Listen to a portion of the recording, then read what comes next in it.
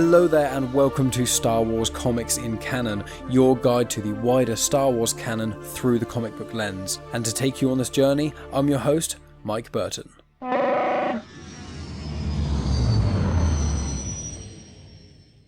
And so brings episode 45. So guys, for this week, I am tackling the 5-part mini-series called TIE Fighter. Now, TIE Fighter is a tie-in comic book with the written novels Alphabet Squadron, Shadowfall and Victory's Price. Now for clarity, the Alphabet Squadron trilogy is written by Alexander Freed, and full confession here, I have not read any of those 3 books. As I've said previously, I try to read as many Star Wars books as I can, but I'm currently doing High Republic stuff, so I hadn't got around to reading these books. So for clarity, apologies to anyone who has read the Alphabet Squadron books or Shadowfall, Victory's Price. If you have read them and I'm missing out some of the connections, please let me know, I'd be really interested to know. But this is going to be basically a vague tie-in to other comics and other content and things, and just to let you know that from what I've seen online, almost all the characters who are alive by the end of this comic book, they're almost all of them feature an Alphabet Squadron in some way, so that's going to be one sort of big banner connection. Also, I wanted to add in that this week on Comics in Motion, so the very feed you guys will be listening to this on, all the other shows, including this one, we're doing a little competition. So the details are going to be at the end of the podcast, and Dave is going to be the person who's going to give all the details and whatnot, but there's going to be a special question and answer thing in here. I will give you a bit of a hint as to what the question/answer kind of will be around the time I give the answer, just in case you can kind of write a couple of notes and things, but you will have to listen to basically the whole episode and then check out right at the end, because you have to listen to a episode of each of the shows on Comics in Motion. Within each of them there's going to be an answer somewhere, and then at the end you're going to get the question, and you can be in the chance for winning a Batman Blu-ray, so make sure you tune in for that. Now, for clarity with this comic, as I said, there are 5-part mini-series. Issue number 1 was released in April 2019, issue number 5 was released August 2019, and the trade paperback is in October 2019. Now, I will have put photos on my Instagram and Facebook of the covers of these TIE Fighter comics, as well as some of the panels from the inside, and also for any Patreon supporters, I have already uploaded them as of today. So for clarity, if you support Genuine Chit-Chat on Patreon, or myself on Patreon, then you will get early access to photos and a few other bits and pieces, but I'll detail that all at the end. Now, this has got to be the longest name of artists and colour artists that I've probably ever read on this show. So the writer for TIE Fighter is Jody Houser. She's done quite a few other Star Wars comics as well. And then the sort of main artist is Rogê Antônio. I may be pronouncing his name wrong. And the main colour artist is Arif Prianto. Now, for clarity, there are loads of other ones, which I'm going to list now. So the other artists are Michael Dowling, Joshua Cassara, Geraldo Borges, Guara Juan Gedeon.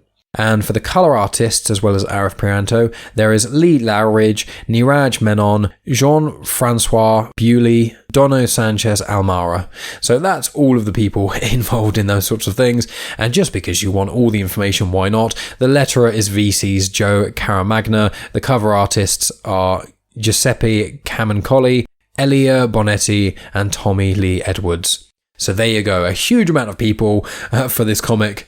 And the last sort of piece of information is this comic, it starts after Empire Strikes Back, and it is before Return of the Jedi. There'll be a point in there where you know kind of where it is by certain events that happen, but yeah, at the moment this is set after Empire Strikes Back, which is around 3 years after the Battle of Yavin.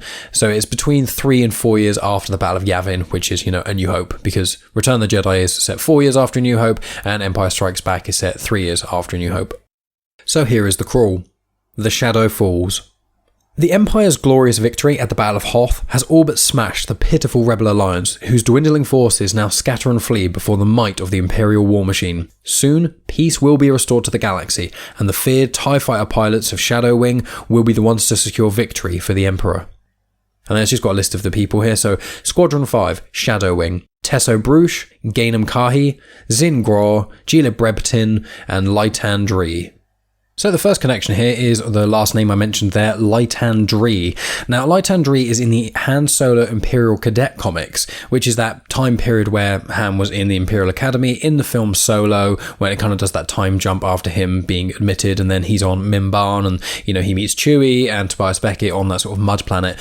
When all that sort of happens, there is a prequel comic, which I tackled on episode 10 of Star Wars Comics in Canon.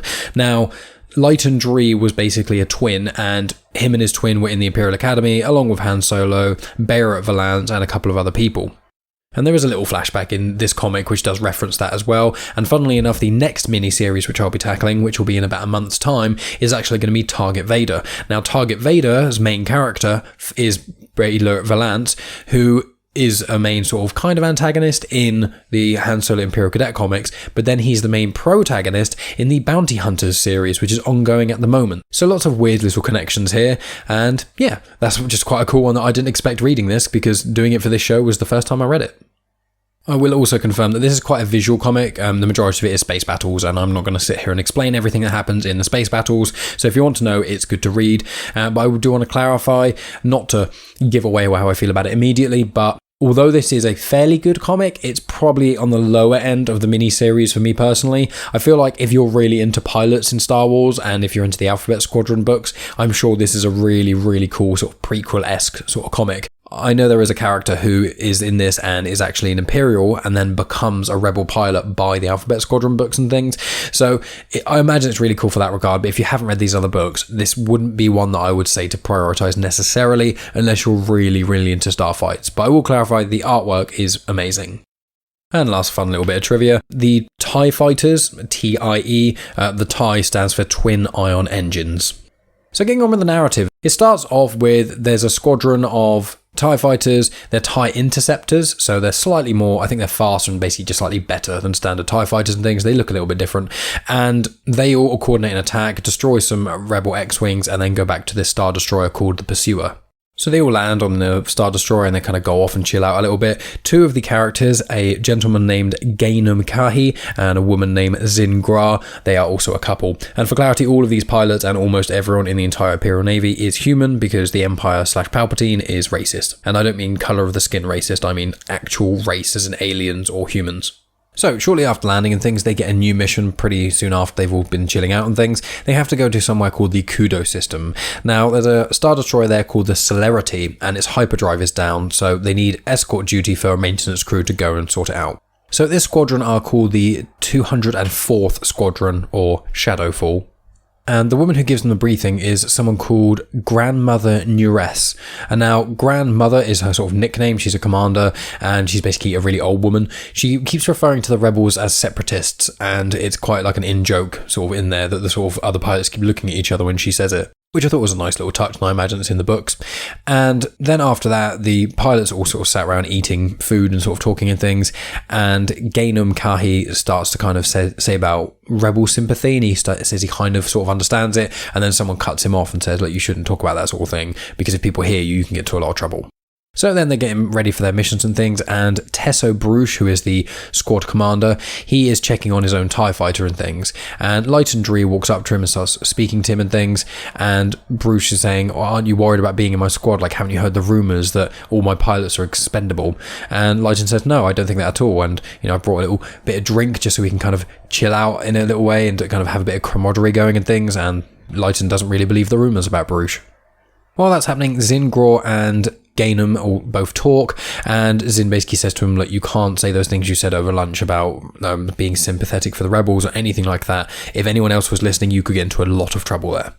So then they all get into their TIE fighters and they head to the Celerity with the maintenance crew and things, because it's confirmed by the Grandmother that they can't have any additional support or anything like that because their forces are stretched very thin at the moment. So they get there and things, and then the ship, the Celerity, fires an ion blast, which hits a ship called the Summit, which is actually the ship that all the pilots and things went there on. And then suddenly, loads of TIE fighters come out and start to attack. Now, for clarity, the Summit is actually, it's a type of Star Destroyer in a sense. It's actually called a Quasar Fire Class Cruiser Carrier, or a Fire Class Bulk Carrier, or an Imperial Light Carrier. It was first seen in Star Wars Rebels, and then it's shown in the Odd comic, it's been in the Squadrons game, and it's been in the Alphabet Squadron book and things like that. It's essentially a big triangle that has what seems to be 2 or 4 really big hangars for ships. It's basically just a really big ship that can take on a massive amount of starfighters on there. It was first seen in Star Wars Rebels, they're big triangles essentially, yeah, quite cool looking.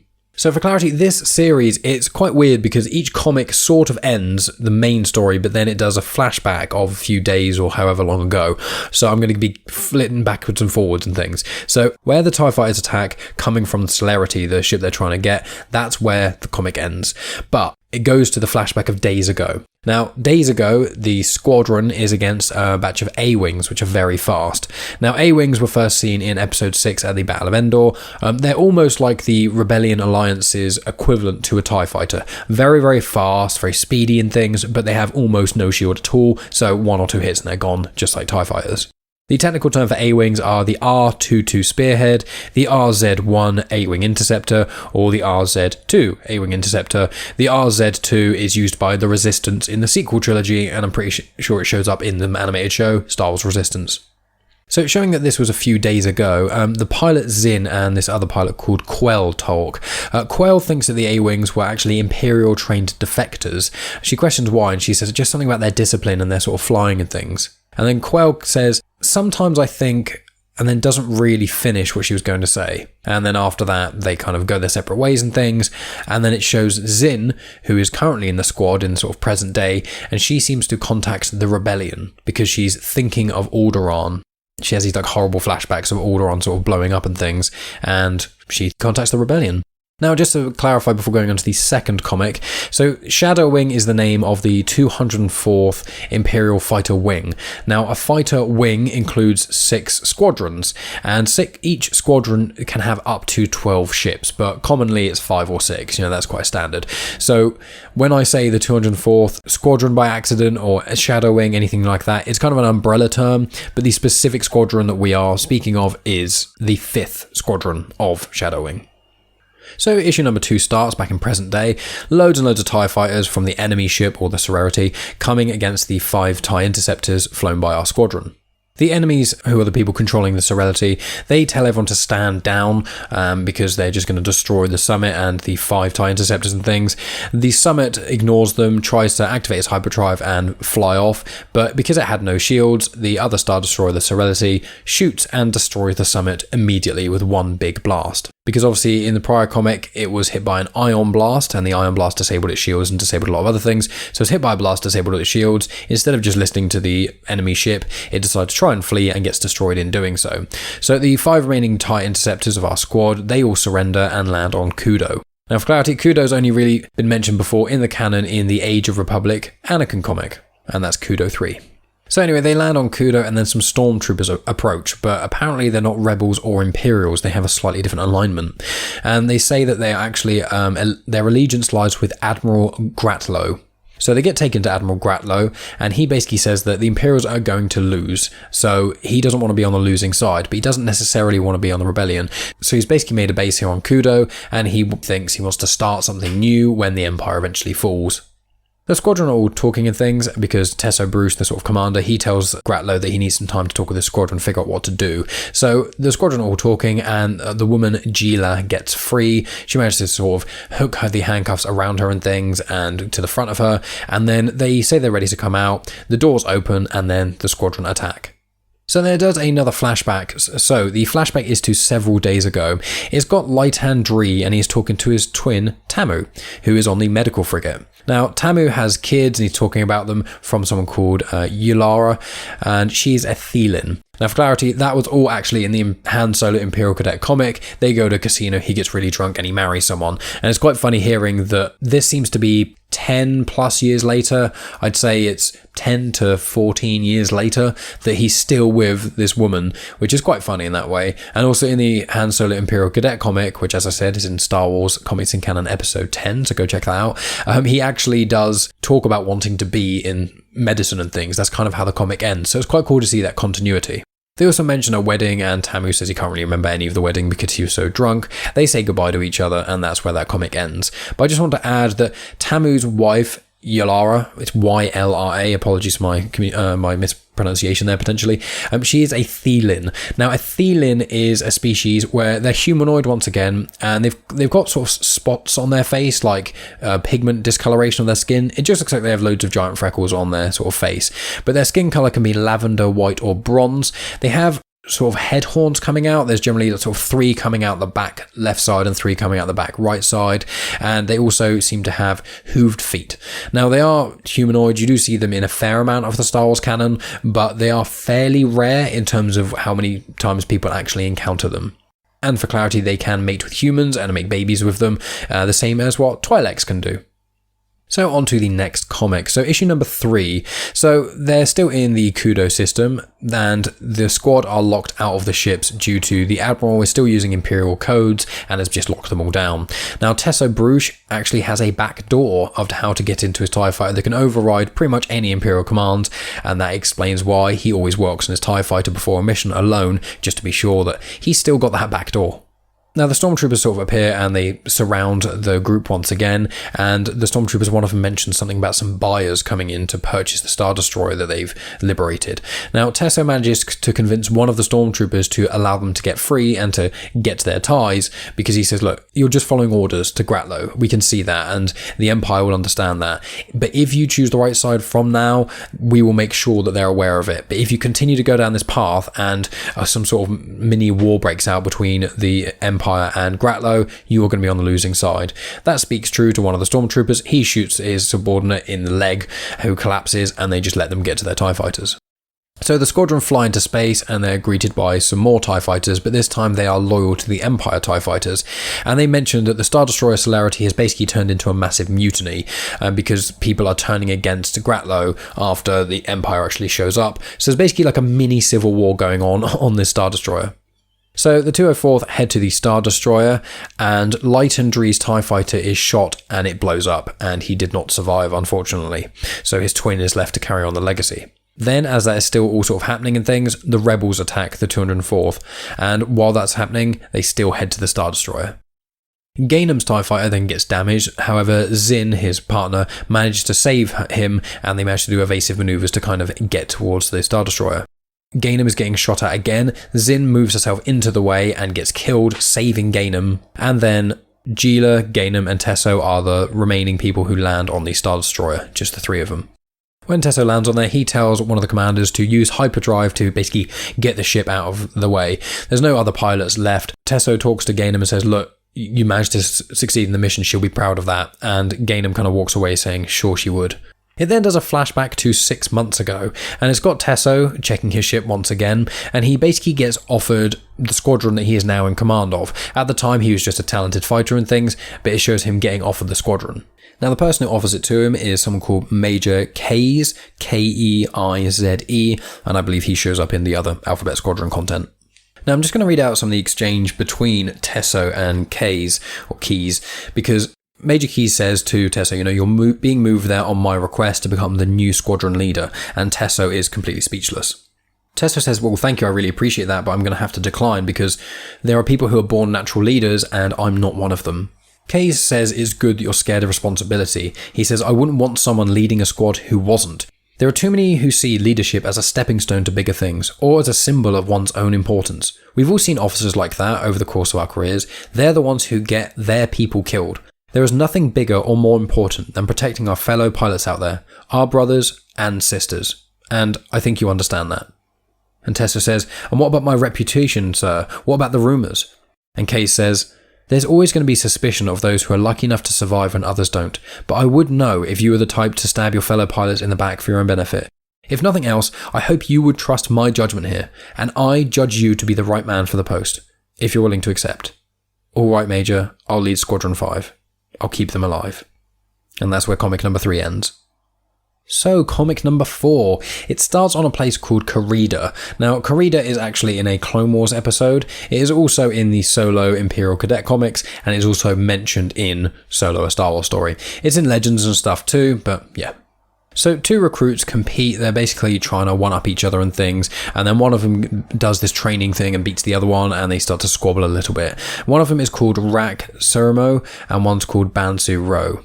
So they're squabbling and things, and a gentleman called Urib Nakam speaks to them. Now Urib Nakan, he is actually one of the flight instructors from the Solo Imperial Cadet comic, and obviously he looks a little bit older than he was then. He basically says to the cadets that congratulations, you're no longer my problem. They think that they've been thrown out or something, and he says, nope, essentially the Imperial Navy has commanded that all cadets in your class are now being sent out to war whether they're ready or not. So you have to go off and just make sure you keep your squadron alive. So then it cuts to the Star Destroyer, the Pursuer. It turns out that Zin, the woman who was killed in the previous comic, who was the partner of Gainem, she actually had communications with the rebels. Now obviously you guys know that from the first comic that I just mentioned a little bit earlier, and Gainem and Bruce are basically trying to defend her. They're trying to say that maybe she got the information and she was trying to look further into it and things and trying to kind of, spy on the rebels and then feed in information and whatnot. And then the grandmother said, look, this isn't actually relevant at the moment. She's dead. We've got this information. And what it means is that we actually have located where the Imperial defectors have been going. And it turns out it's actually a ship, which explains why it's been so hard to track down. So squad number 5 are the ones who are sent to go and find this Imperial defector ship. The rest of the 204th are elsewhere. Because as I said, the Imperial Navy is starting to be stretched very, very thin. And there's just an exchange between Gainem and Bruce I want to read. Gainem says to Commander Bruce, Commander, I just want to say thank you for what you said about... And he says, do you really think I did it for you, Gainem? You knew Zin better than anyone. Do you think if she had intel for the Empire that she'd keep that to herself? Pilots fall in battle, even under the best commanders, but betraying the Empire, defecting to the enemy? If I didn't see that coming, the blame falls on me. And Gainem says, but I didn't see it either. She was the one who told me to watch what I said. And Bruce says, likely because she knew the ISB would take a very close look at you after she left. She didn't want you to fall if she turned traitor. And Gainem says, that's just speculation. And Bruce says, she cared about you enough to put herself in harm's way to protect you. It got her killed. I know how you felt about her, how that can blind you to certain facts. But you were in love with a traitor. She was lost to us even before she was shot out of the sky. Even if your loyalty isn't in question, your judgment is. And if we didn't need you for this mission, you'd be out of this squadron. And just for clarity, the ISB that was mentioned there is the Imperial Security Bureau. They're the ones who basically go in and make sure about traitors and interrogate people and all that sort of stuff. They're like the auditors internally of the Empire. So after all those exchanges and things like that, the new cadets arrive, and the squadron is definitely surprised to the fact they're getting cadets. They're questioning why they've been sent cadets, because they're, quite an elite squadron, and the cadets, who are the ones I mentioned earlier, Rak Surmo and Bansu Ro, they both say, look, we were sent here, it was not our choosing at all, we were the top of our class, if that helps, and the squad doesn't really seem that impressed. So the plan is to attack the defector's ship. Imperials posing as Zim have basically been using a datapad that they found in her quarters, and they've been using that to kind of keep the lies going so that the rebels don't suspect anything. And then this comic ends with another flashback. It's quite a cool little one, but it's years ago on Coruscant. It's got Gainem when he was really young. He seemed like maybe a 10-year-old or something. He's talking to his granny, and they're basically going backwards and forward, and the granny is talking about how it doesn't really matter if it's the Empire or if it's the Republic or what. Palpatine is just one man, and eventually he'll die just like the other ones, and things will probably go back to the way they were before. And Gainem says, you can't talk about that sort of stuff, it's not right. And she says, well, I can barely walk, and I'm basically dying as it is. You think the Imperials are going to come in here and kill me for that? It's ridiculous. And it turns out that Gainem's dad actually died fighting in the Clone Wars, and that he is actually the 7th generation of pilots. So there have been 6 people before him, his dad and his dad's dad, and etc., 7 times, who were all pilots as well. And his granny says to him, fly well and fly true. And that's where comic number 4 ends. So the final comic. So the squadron are at the defector vessel, and they target the hyperdrive of the vessel so that they can try and stop it from escaping and things. There's a massive space battle that looks quite cool, and the squadron are told to protect the bombers so that they can destroy that defector ship. Now, one of the cadets hits an X-Wing, but the X-Wing spins out and then smashes into one of the TIE bombers. The cadet is quite freaking out a little bit and things, and then he starts to get tailed by a rebel ship. Gainem then saves the cadet, and then he wants to go after the rebel ship himself because he's angry about the death of Zin. But Bruce says, look, you can't let it be personal. We just have to protect all the people of the Empire. Just don't go after them. This one-man suicide mission, you'll get killed. We're all part of the squadron, and we need to protect each other. Gainem just basically shrugs off and says, all right. And then the squad coordinate an attack with some of the other members of the team, and they manage to destroy the defector ship. They land back on their own Star Destroyer, and the cadet is ashamed at causing the death of the other Imperial pilot and is kind of freaking out a little bit about it. And then suddenly there's a big announcement over the intercom, and it says that the rebels destroyed the Death Star 2 and has killed the Emperor. And all the squadron are kind of left there, and they're saying, like, well, what do we do? And what's next? And Tessa Bruce says, look, we await orders. We're still a part of the 204th. We will wait. And then this comic ends with another little flashback. It was days ago, and it is the character Gila, and she is at a shooting range. Bruce, the commander, joins her and tries to talk her out of a mission, but she says she's been moved around from squadron to squadron and things, and she presumes that's the reason because she just doesn't really fit. Bruce says that no one in his squadron really fits. That's kind of how it works so well, and he still likes her, and she's an incredible shot. And he says that she is part of the squadron, he just doesn't necessarily want her to come on the specific mission. She says, look, why don't we make this a challenge? We'll have some shooting and things, and if I win, I get to be part of the mission. They start the little shooting range thing, they both hit bullseyes immediately, and then that is where that comic ends. And that is where I presume that the Alphabet Squadron all pick everything up. So that is the end of the comic, guys. As I said, the photos will be on Instagram and Facebook, and one or two of them will be on Twitter the weekend of this release. So this will be out on the 20th of February. The photos will either be up on the 20th or the 21st, but if you are already a Patreon, you will have already seen them because they're on there right now. So yeah, the TIE Fighter comic, this is probably the miniseries I would recommend to people the least. If you really like space battles and you really like the art of stuff, it is quite cool, but there's not really anything substantial here that I think is worth raving about. As I said, I think this and maybe the Mace Windu miniseries are potentially the weakest, or maybe the Thrawn one, but the Thrawn one's based on the book. It is kind of hard, there's so many of them, and I think I've tackled all of them now on this show apart from Target Vader. It's kind of hard to choose which ones are the best and the worst. There's just quite a lot of them that are quite middle ground. I wouldn't say any of them are not enjoyable. There's just certain ones that don't really interest me, and bluntly, pilots don't interest me. So one of the reasons I haven't read the Imperial Squadron books. I don't dislike pilots. I think Wedge Antilles is an amazing character, and there's some really, really cool stuff in many of the films about flying starships, but that's not the thing about Star Wars that specifically draws me in. Like, anyone's free to their own opinion and things, and I'm not trying to dissuade anyone's own opinions, but I know quite a few people really love Star Wars for the ships and the pilots. That's fine. There's no problem with that at all. But for me personally, if I wanted that, I would just watch Star Trek and things, because that's almost what it's all about.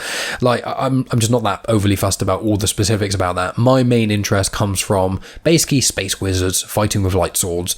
I love lightsabers, I love fighting, I love the Force. It's a very intriguing concept to me, and the more elements that get added to it intrigue me even further. I like also people turning. I like people being bad and turning good, or good turning bad a lot of the time. I like things that aren't quite so black and white, and this comic was fairly predictable, and although I didn't necessarily predict Light and Dree dying, it was one of those things where I was like, well, it's not that big of an impact to me considering I only saw him in the Imperial Cadet comic. So I was like, oh cool, he's appeared again. Oh okay, he's gone. It's but yeah, it's not a bad comic. If you've got like Marvel Unlimited or something, it's maybe worth a read. If you're going to delve into the Alphabet Squadron books, yeah, check this out first. But if you're not going to delve into them and you're not actually that fast, then just listen to this and that'll be enough for you, won't it? And guys, make sure you stick around right to the very end of this podcast, because you're going to have the powerful Dave Horrocks ask you guys a question, and if you contact him with the answer, as well as answers to all the other questions that have been in the Comics in Motion shows this week, then you are in for the chance of winning a Batman Blu-ray. So guys, aside from that, the sort of normal wrap-up thing I do at the end here. So for next week, it is going to be the next batch of Dr. Aphra comics, so it's going to be the next story arc for that. Then the week after that is going to be the heroes of the Age of Rebellion comics, which are the sort of variety of one-shots about certain heroes. And then the week after that will then be the main run of Star Wars comics again, and then the week after that, which will be 4 weeks from today, will then be the final mini-series I'm tackling on this show, or rather, that's the last one that's out in the Marvel Comics, and that is going to be Target Vader, which will lead nicely on to the Bounty Hunter series as well. So lots and lots of cool things there, guys. I really appreciate you guys listening and things, and I have started a Patreon, and it is specifically to do with my other podcast, Genuine Chit-Chat. On there, I interview a different person or have a conversation with a different person for each episode. What I normally do is I split really long episodes that are like 1.5 hours to 2 hours long. I normally split them into part 1 and part 2. So part 1 gets released one week, part 2 gets released the following week. But on my Patreon, I'm now releasing part 1 and part 2 at once. And in addition to that, I've got another mini-series, which is called Afterthoughts, that myself and Megan do. And we basically record, it's for about about 8 to 15 minutes or so each time. We just record our opinions on certain films and TV series. We've done The Witcher Series 1, The Queen's Gambit, Watchmen Director's Cut.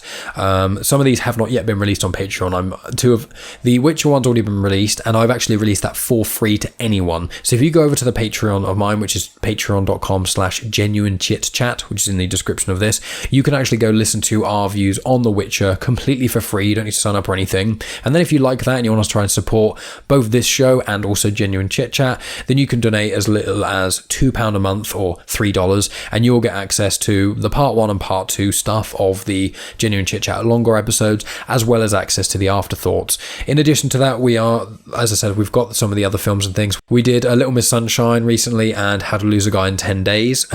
Me and Megan do have different opinions on a lot of these films, just to clarify, but randomly Megan decided she wants to rewatch all the Star Wars films again, so we've just recorded the Phantom Menace afterthoughts as well, and we're going to go through the 11 Star Wars movies and talk about our afterthoughts of those, because I don't think I've ever actually specifically given my thoughts on every single Star Wars movie individually, except in the big collaboration project I did with Chris, Dave and Scott, which actually was the starter of this podcast. But not to get too much into that, if you want to support me on Patreon, I appreciate it and love you guys so much, but the fact that anyone's listening to this show is just a massive thing for me.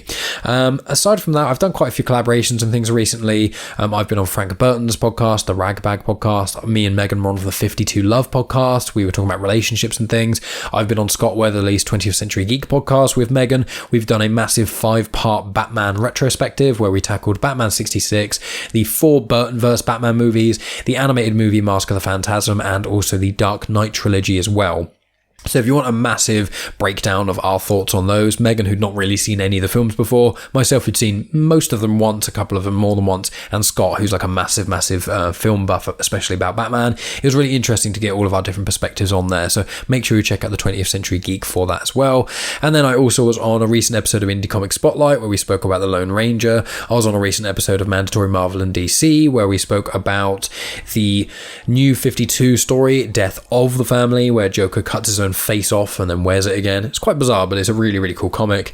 And I've been appearing on loads of different podcasts all over the show. So, if you follow me on social media at Genuine Chit Chat, you will find all of the guest spots I've been doing, photos of the comics and things that I've been doing for this show, snippets from my chats on Genuine Chit Chat as well. I've recently had a conversation with someone who is an ex-porn star, so that's quite an interesting conversation. I've also spoken to the band Iron Tom, who are amazing, Millie Manderson and the Shut Up, the rapper called Shaudo.